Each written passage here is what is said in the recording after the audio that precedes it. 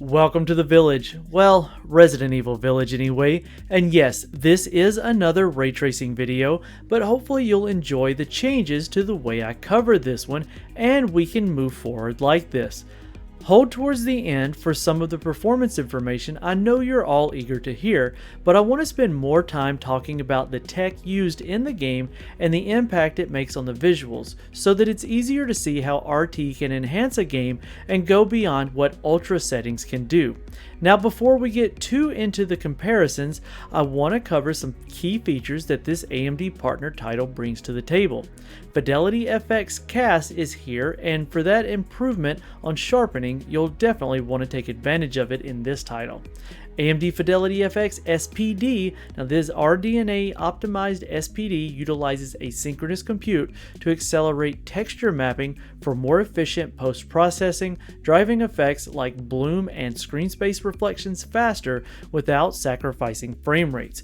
Variable rate shading is present in this game, but quite honestly, you're gonna probably want to pass on it as it impacts things in the worst way in parts of the games you really don't want to be rendering at lower resolutions. But there is Fidelity FX Cacao, or CACAO, or rather Combined Adaptive Compute Ambient Occlusion, that beats the dog pants off of traditional ambient occlusion methods, and of course, ray tracing. Now, ray tracing in Resident Evil Village is available on all graphics cards that take advantage of hardware-based ray tracing, so the RX 6000 series and NVIDIA's RTX 20 series and 30 series. Now, the options weren't available on my GTX 1080 at the time of preparing this video, but that might change with a driver update. Ray tracing in Resident Evil Village has two primary options. One is global illumination and reflection, as well as light reflection. In the release of RE2 and RE3 Remake, I was almost begging for some type of ray trace reflections because the otherwise stunning engine was marred by the shortcomings of screen space reflections, or SSR, in many of the shiny surface areas of the game, so I'm happy to see this here, but in a moment you'll see why RTGI, or Ray Trace Global Illumination, might actually be the real star of the show. And with no further ado, let's get to a few examples of areas in the game that are greatly enhanced by taking advantage of these RT functions. Now, kicking things off in the Hall of Four, a fairly early part of the game just inside the castle, this room does a good job combining all of the features of the RT global illumination as well as all types of reflections that really come together. The corners of the room are well lit as the ceiling is, and the archway to the right and the statues are well lit from the light sources as well as colored correctly.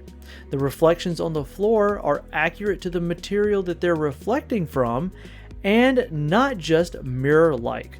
Not to mention the lights from the candles on the floor next to the well-lit door reflecting light onto that marble surface as well.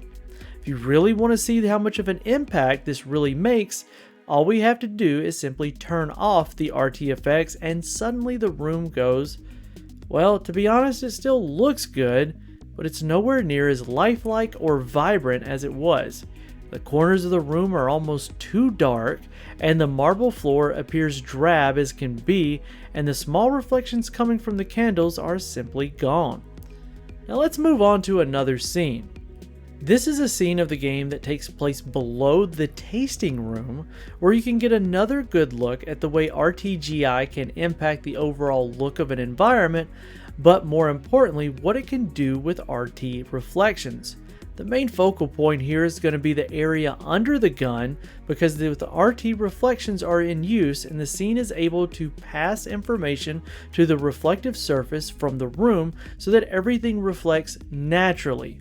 But when you disable ray tracing, we lose much more of that accurate lighting, of course, but now look at how the reflection below the gun, where it's obstructing the screen space information, and it just quite frankly looks bad, as it's missing information on the reflection, and for me personally, this can get a bit distracting in some of the more wet areas of the game. Let's move things outside for the last quick look at how things go with RT enabled. Now, outside is a very important part of the game because you'll be spending a very large portion of Resident Evil Village out there, and quite frankly, It's not nearly as impactful as the indoor scenes, but when you get to looking at them next to each other, you start to notice how much of an impact the RTGI has on the scene. The RT Enable scene has a variety of colors represented, and there is a clear definition from different parts of the scene, as well as the water looking more natural with its reflections on the ripples. Disable RT and the scene goes flat.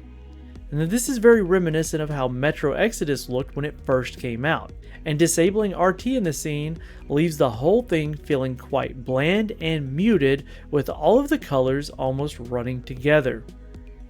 Now before we wrap this one up, we did want to touch on performance as it stands right now when using the RX 6800 XT that we used for all of the footage and the scenes you've seen in this video with the drivers AMD sent over, and compare it to the RTX 3080 using the latest public drivers at the time to see how performance stacks up with ray tracing enabled on both running at 4K to see how they handle the game, and well, both well run over the coveted 60 FPS mark, and with the RX 6800 XT pulling 75 FPS average and the RTX 3080 pushing 88 FPS on average, leaving both of these cards more than capable of delivering an uninhibited 4K experience with Resident Evil Village.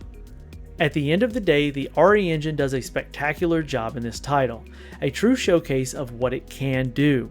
Now admittedly, the ray tracing here isn't going to fundamentally change the game, but does it ever make the world of Resident Evil feel more alive? Which is kind of a weird thing for a game with so much death.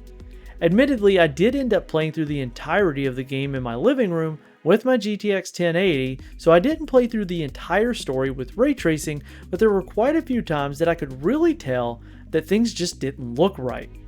Well, either way, let us know what you feel about this type of coverage with ray tracing games, and I very much enjoy doing it this way, and I feel like it gives you, the audience, a better look at things than just me changing settings and going through how it impacts frame rates or just simple charts. If you like how it went, let us know in the comment section below, and we'll keep it going and get more involved with each passing title. And I want to thank you for making it to the end of this video. If you like what you've seen here and you like getting news daily, make sure you hit that subscribe button down there in the corner. And if you've missed out on news in the past and you want to catch those, check out one of these videos over here.